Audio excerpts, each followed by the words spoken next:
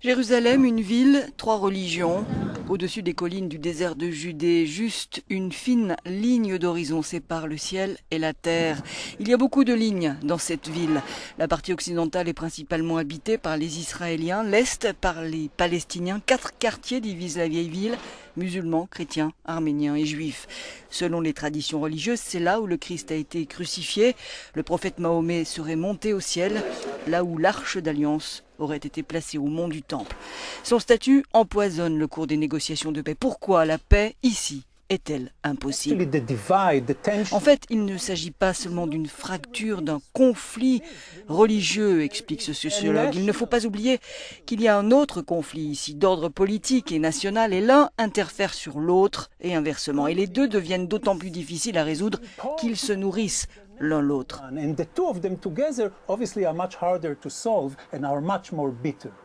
Jérusalem, terre sacrée, est disputée.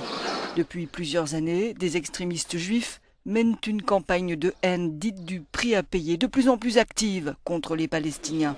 Voitures incendiées, mosquées profanées, injures sur les murs. Et les semaines précédant la venue du pape, c'est la communauté chrétienne qui a commencé à être prise pour cible. Il faut bien garder à l'esprit, précise Gédéon Haran, que ces activistes sont principalement des hooligans, de jeunes délinquants qui choisissent leur cible au hasard. Et là, ils s'attaquent aux chrétiens. Mais ce sont les juifs, tout particulièrement, qui les intéressent. Ce qu'ils cherchent, c'est à embarrasser le gouvernement israélien sur la question des colonies dans les territoires occupés. Et ils choisissent leur cible au hasard. Le Shin Bet, le service de sécurité israélien, a créé une section spéciale pour répondre à ce problème, sans résultat visible. Très peu de personnes ont été arrêtées.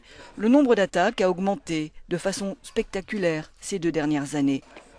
Notre envoyé spécial conclut: le poète israélien Yehuda Amihai a écrit que le poids religieux est si intense à Jérusalem que tout peut être le début d'une nouvelle religion. Une terre 3 fois sacrée, 3 fois sainte pour la moitié de l'humanité, mais où la paix reste une étrangère. Desde Jerusalén, Luis Carballo para Euronews.